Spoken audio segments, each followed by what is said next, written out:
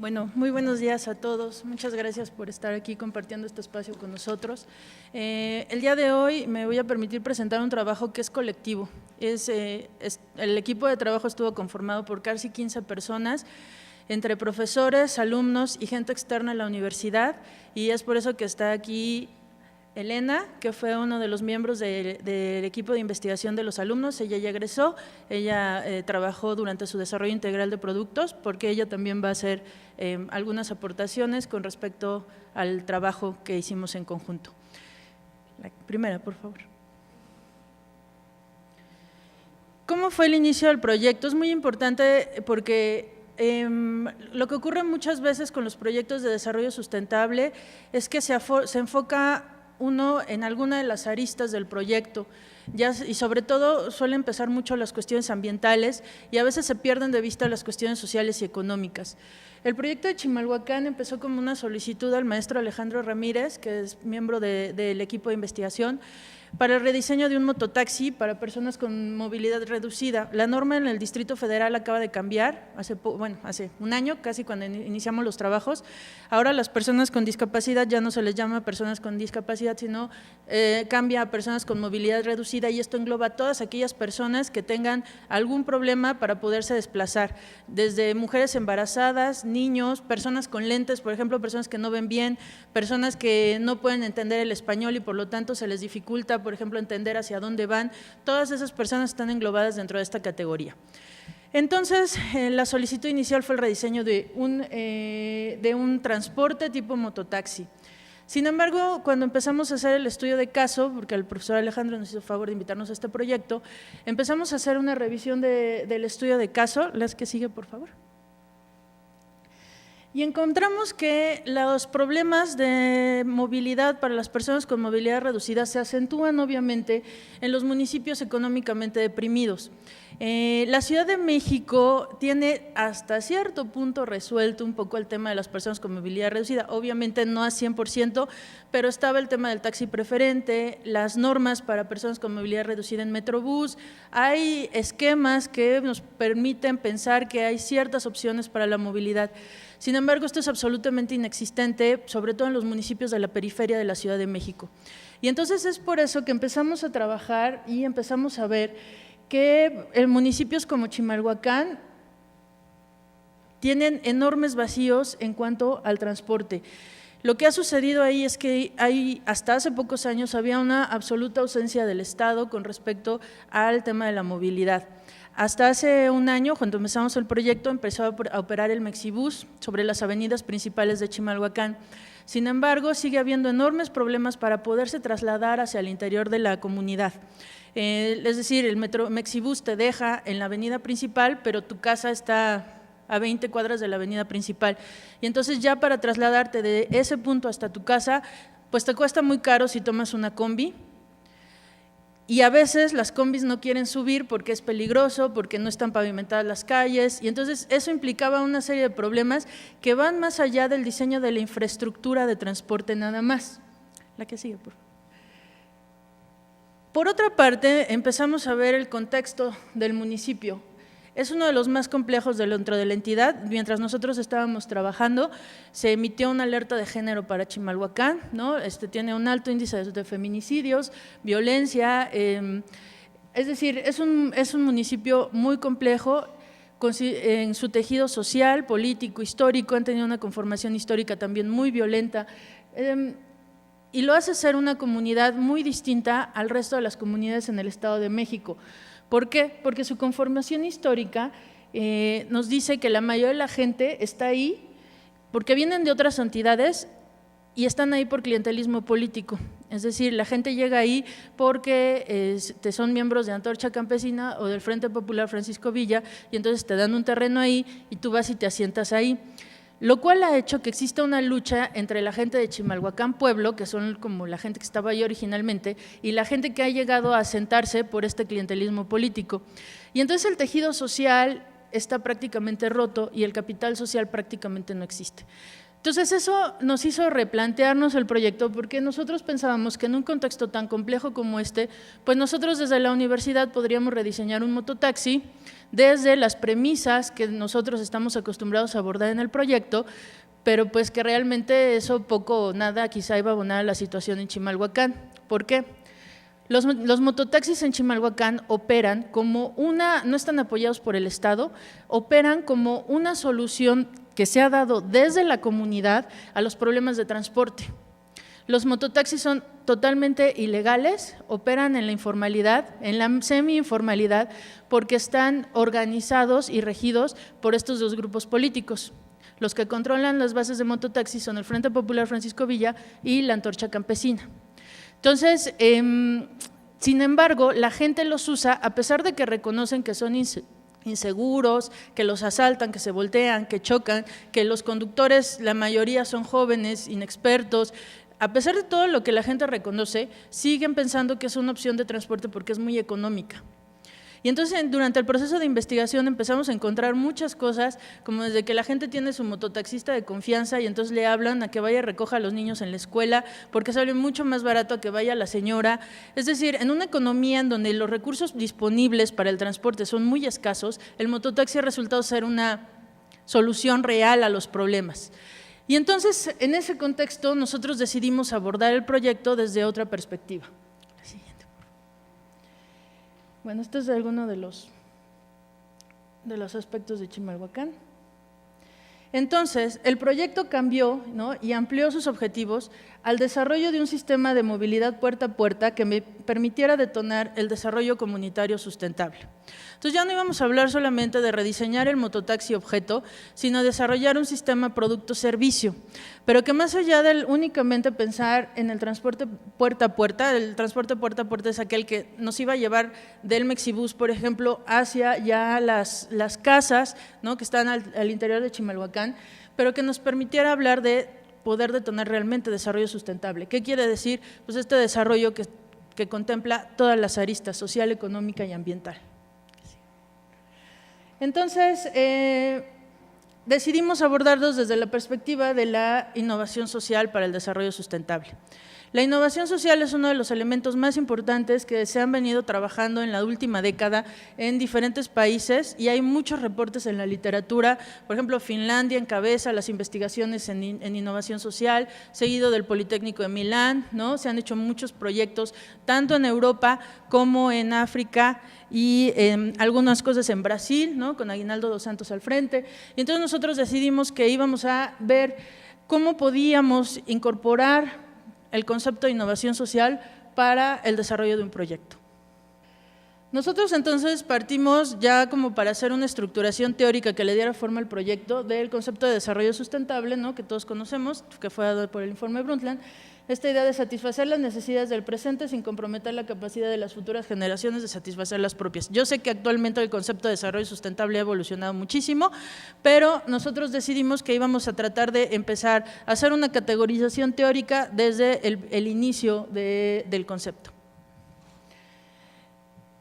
Sin embargo, como han venido sucediendo las cosas, vemos que los retos a los que se enfrentan las economías, ¿no?, y se ha reconocido ampliamente en otros reportes de investigación, pues son cada vez más de índole social. Entonces, para poder alcanzar un desarrollo, ¿no?, hay que establecer una relación directa entre las dimensiones económica y social, ¿no? No podemos ver, ya dijimos, bueno, el desarrollo sustentable implica las relaciones ambiental, económica y social. Sin embargo, no las podemos ver de manera separada y tenemos que establecer una relación directa entre las dimensiones social y económica, y eso a veces en las disciplinas de diseño nos ha costado muchísimo trabajo. ¿Cómo es que podremos establecer dentro del proyecto estas dos dimensiones, ¿no? A veces cuesta trabajo porque no hay indicadores claros, no hay la forma de medirlo, no sabemos cómo estructurar el proyecto. Y entonces lo que sucedió fue que para nosotros la innovación social fue una forma de abordar precisamente este problema.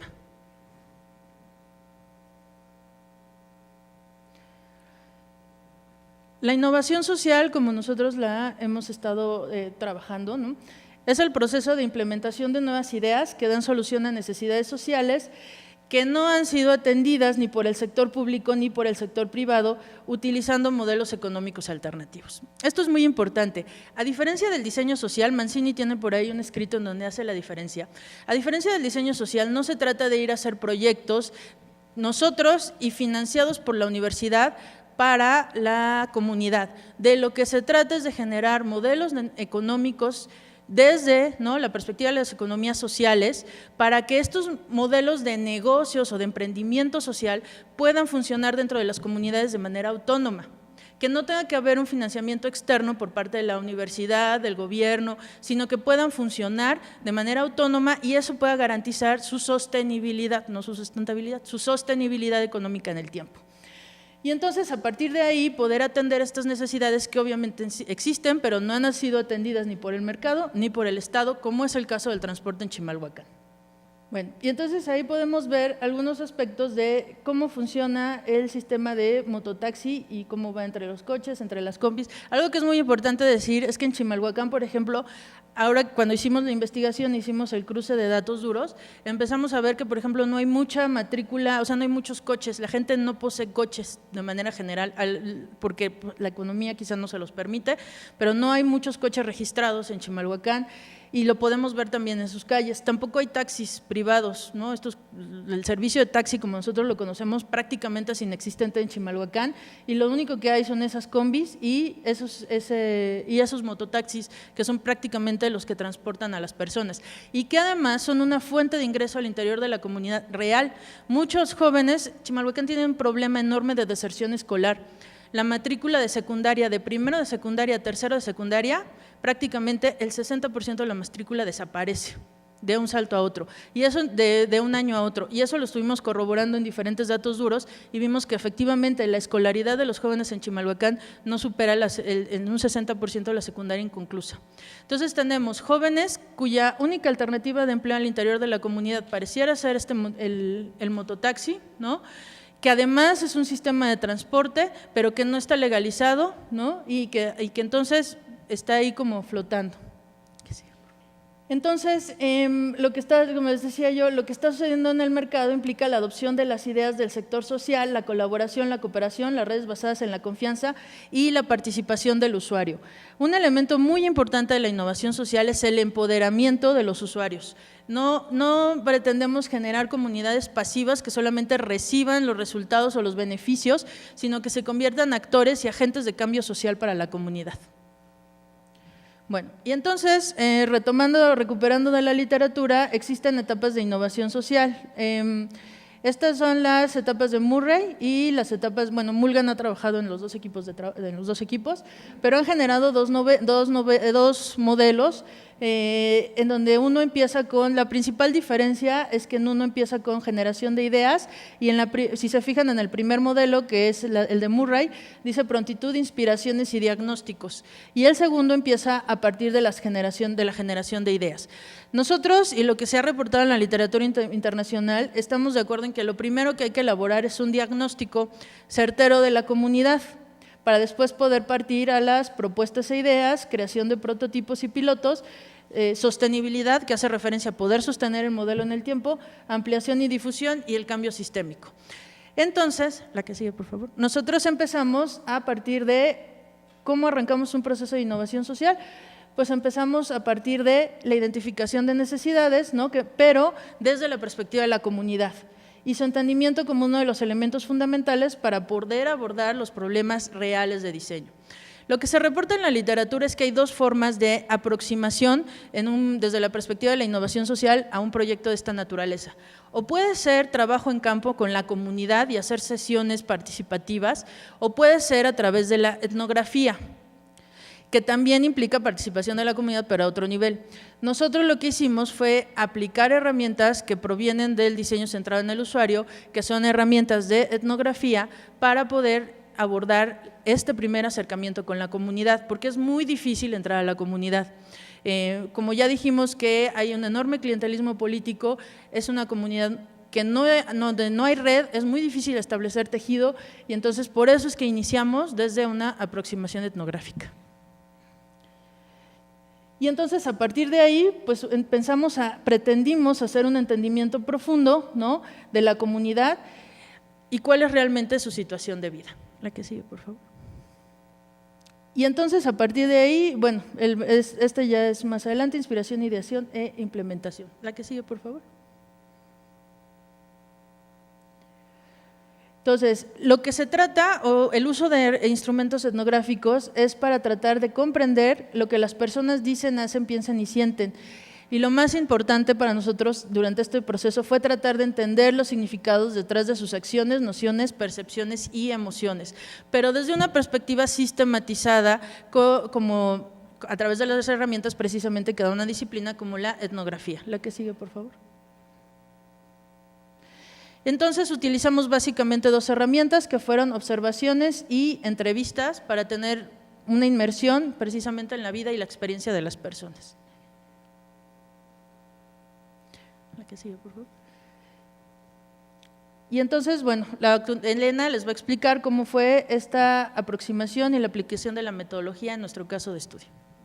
Ok, pues esto empezó a partir de la reunión de un equipo de trabajo multidisciplinario que estaba conformado por docentes de la unidad y por otra parte por alumnos de del último año de la carrera de diseño industrial, además de dos empresas que por su parte la primera se encargaba precisamente de técnicas de innovación social y diseño centrado en el usuario.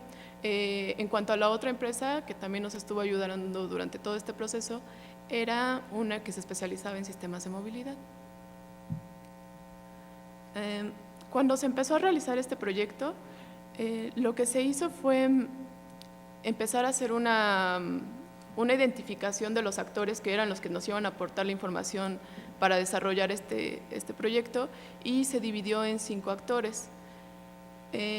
Podríamos decir que eran actores, el actor nuclear, el usuario nuclear y sus derivados. Uno de los primeros actores eran los expertos, que eran personas que tenían experiencia en sistemas de movilidad, que podrían ser en este caso una de las empresas, y aquellos que tenían una legislación y regulación de los mismos dentro de la comunidad. Sobre todo también a los expertos entraban personas que tenían conocimiento sobre un tratamiento con las personas con movilidad reducida.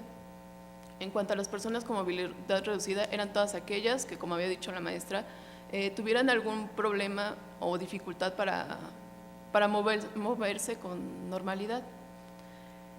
Otro de los actores importantes que consideramos fueron los acompañantes, pero eran acompañantes de personas con movilidad reducida, que eran las personas que estaban al cuidado de las personas con movilidad reducida y de alguna forma establecían una interacción de día a día, y que sobre todo pues estas mismas personas ayudaban a que la persona con movilidad reducida pudiera moverse.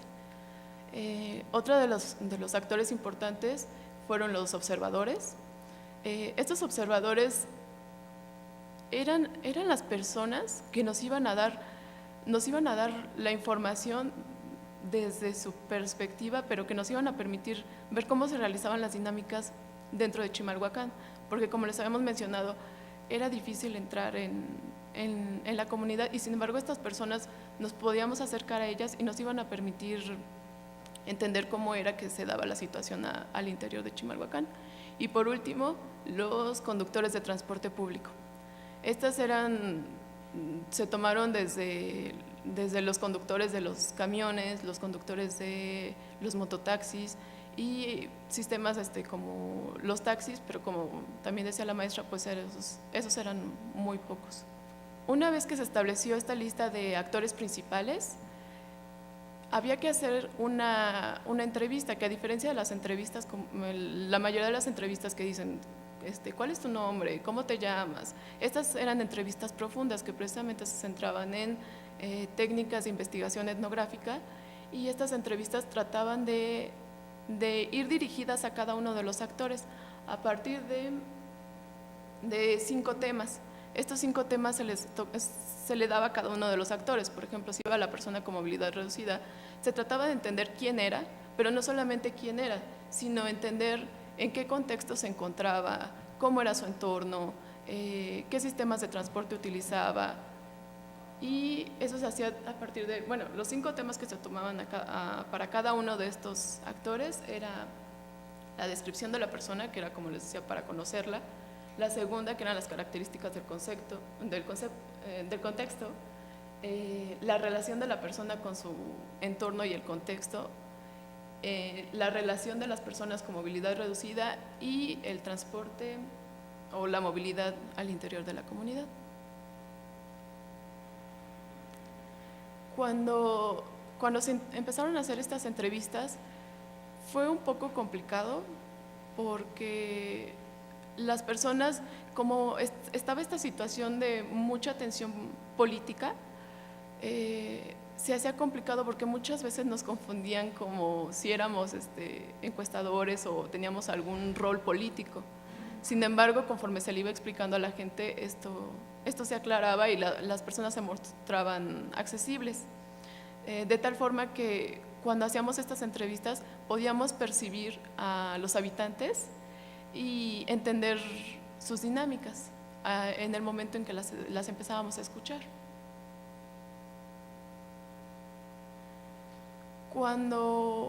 Después de hacer todas estas entrevistas, hicimos entrevistas y observaciones, llegamos al punto que cada uno de estos 2 elementos se tenían que transcribir. Cuando hacíamos estas entrevistas, había una parte en la que uno de los compañeros se dedicaba a entrevistar a la persona de a tú a tú, y el otro se dedicaba a realizar pequeñas notas y tomar el audio. Esto con el fin de que posteriormente íbamos a analizar esta información, porque hay muchas cosas que de momento durante la entrevista parecería que como que son obviadas. Sin embargo, durante la transcripción, que es un momento muy importante, uno se percata de todos esos momentos importantes. Las transcripciones se utilizaron como base para el análisis y nos daban de alguna forma ciertas respuestas, nos daban lo que le llamamos insights o los hallazgos, lo que hay detrás de, porque meramente lo que dice la persona no es lo que nos iba a ayudar a desarrollar el proyecto, sino el porqué de lo que decía la persona. Una vez que ya se tenían estas dos transcripciones y que ya contábamos con muchos insights, lo que se empezó a hacer era un cruce de datos. El cruce de datos se trataba de que, en base con los datos duros que teníamos y los hallazgos que habíamos obtenido, de alguna forma equipararlos y lograr darle una justificación a cada uno de los hallazgos, porque no podíamos llegar y presentar, porque la señora Araceli nos dijo que no sale por X o Y razón. Teníamos que encontrar o hallar una relación entre los datos duros, que posteriormente nos ayudó a desarrollar un System Map. Este System Map lo que nos permitía era entender las relaciones dentro de la comunidad, de tal forma que pudiéramos visualizar cómo era que se relacionaba la gente y cómo encontrarle un sentido del por qué se relaciona y por qué no. Esto fue muy importante porque justo en este momento, a pesar de que los datos duros nos decían que las personas con movilidad reducida eran bastantes dentro de la ciudad de Chimalhuacán, cuando hicimos las entrevistas nos dábamos cuenta de que muchas de las personas, cuando íbamos a las visitas, nos dábamos cuenta de que había mucha gente que no veíamos gente que fuera con movilidad reducida. Si llegamos a ver a un par de personas, unas 2, 3, 5 personas con movilidad reducida, en realidad fueron pocas. Sin embargo, cuando empezamos a utilizar este sistema y entre el cruce de datos duros, nos empezamos a dar cuenta de que de alguna forma están siendo desplazadas porque no tienen una actividad. Esta parte del System Map amplía las opciones del diseñador, porque más allá de utilizar una investigación y simplemente llegar y empezar a tomar notas, esta nos permite visualizar de forma muy clara a través de iconos, de actores y de esta relación entre las personas. En esta parte nos permite observar que había dos tipos de personas, unas personas que le llamábamos que eran las activas y no las activas. Las activas eran aquellas que se desplazaban afuera de Chimalhuacán y finalmente generaban algún beneficio económico. Sin embargo, las que le llamamos no activas, estas personas sí generaban a pesar de que no salían, generaban el movimiento de la economía al interior de la comunidad. Este es el System Map y muestra más o menos una relación de cómo era que, si ven, al centro se ubica lo que es la comunidad y toda la comunidad de alguna forma inserta, o sea, transmite información, transmite dinero, pero ahí podíamos encontrar que, por ejemplo, ubican el iconito de la persona con discapacidad del lado derecho. Ahí encontramos que estaba muy alejado de la comunidad. Entonces lo que se hacía era que todas esas flechitas que ven de color rosa intentaban encontrarle una relación. Bueno, a partir de aquí lo que se empezó a hacer fue a rediseñar justo las relaciones entre los miembros de la comunidad, pero ojo, estas relaciones siempre se restablecen en función de flujos de intercambio financiero, de trabajo, de servicios o de información, precisamente para evitar caer nuevamente en el cuate ayuda al otro cuate. ¿Por qué? La verdad es que la gente no lo va a hacer. Esto se complementó con unas cosas que son una herramienta que se llaman tablas de interés, y entonces ahí uno va poniendo qué interés podría tener cada actor en hacer la actividad que se está proponiendo. Después de eso se hizo un modelado de los servicios o un prototipado de servicios. Esto es un prototipado de servicios utilizando Lego Serious Play. Entonces los alumnos modelaron ahí los servicios como los estábamos visualizando. Y entonces tuvimos 3 propuestas de servicio que se llevaron a la comunidad, ¿no? La siguiente, por favor. Y después de probarlas y de irlas no las piloteamos, sino las fuimos a trabajar en comunidad en 2 sesiones de co-creación, quedaron únicamente 2 servicios. Y eso fue bien interesante porque a veces uno desde la academia, ¿no? Dice, ay, es que esto, y entonces ya hice cruce de dato duro, y entonces es una propuesta y llega a la comunidad y la comunidad dice, es que eso no podría pasar por esto y esto y esto, o yo no estoy dispuesto a hacerlo y yo soy actor de eso, y yo no estoy dispuesto a hacerlo por esto, esto y esto. Y entonces toda esa información hace que tengas que rediseñar. Y en ese punto justo nos quedamos y a partir de ahí hemos obtenido ciertos resultados preliminares. Empezamos a generar un modelo que nosotros estamos denominando WAM Empatitis. Empatitis es el despacho con los antropólogos y los otros diseñadores industriales con los que estamos trabajando, en donde empezamos a ver, bueno, que tenemos la etapa de diagnóstico, que viene desglosada en el trabajo, en el extenso que entregamos, desarrollo de las oportunidades, y justo ahorita el siguiente paso de esta investigación va a ser el piloteo, y, bueno, si es posible, la implementación de los servicios. El piloteo es justo lo que estamos trabajando ahora con los alumnos de Integral y de temas de opción terminal, que va a consistir en empezar a llevar y empezar a implementar los servicios a pequeña escala en la comunidad, ver cómo funcionan y a partir de ahí reorganizarlos. Y otras conclusiones que hemos obtenido, la que sigue, por favor, ya para terminar, es que un proceso de innovación social por sí mismo no asegura alcanzar un proyecto de diseño para la sustentabilidad. ¿Por qué? Porque las comunidades pueden buscar soluciones a sus problemas, pero que no necesariamente impliquen los valores, los ideales y todos los objetivos del desarrollo sustentable. Por eso, ¿qué es lo que nosotros tendríamos que hacer? Justamente ese es el papel que nosotros estamos tratando de hacer dentro de la comunidad, simplemente una guía, un orientador, un facilitador, ¿no?, para el diseño de un servicio, de un sistema servicio-producto, pero que también tendría que considerar las herramientas de codiseño, por ejemplo, la perspectiva de ciclo de vida, para también incluir la dimensión ambiental del proyecto y asegurarnos de que los objetivos de lo social y lo económico sean compatibles con los objetivos del desarrollo sustentable. ¿Qué otra cosa hemos encontrado a lo largo de este trabajo? Que necesitamos cambiar nuestros esquemas de trabajo. Los esquemas de trabajo con los que tratamos de funcionar fueron colectivos y horizontales. Y eso requería nuevas posturas tanto en el ejercicio del diseño, pero también en el ejercicio de la docencia, porque los alumnos se convirtieron en miembros de un equipo de investigación, porque el debrief de toda la información se hace en colectivo, no lo puede hacer una sola persona. Y entonces los alumnos adquieren un papel muy primordial en el proceso de investigación, no solo haciendo la talacha, sino se vuelven partícipes, miembros importantísimos de todo el sistema. Y el trabajo multidisciplinario, enfatizando el trabajo etnográfico, ¿no? Desde la participación de disciplinas acordes es esencial, y lo cual nos cambia a los diseñadores solo como facilitadores del proceso.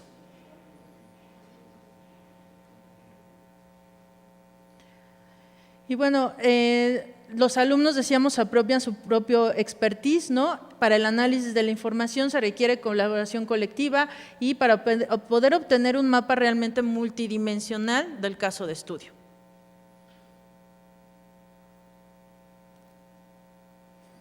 La dimensión económica se debe entender en función precisamente de interacciones sociales posibles y derivar en nuevas formas de intercambio de productos y servicios y que pueden superar los esquemas actuales, pero para eso hay que trabajar con la comunidad, ¿no? Para poder facilitar nuevas dinámicas en el sistema de servicio-producto. Y con eso terminamos. Muchas gracias.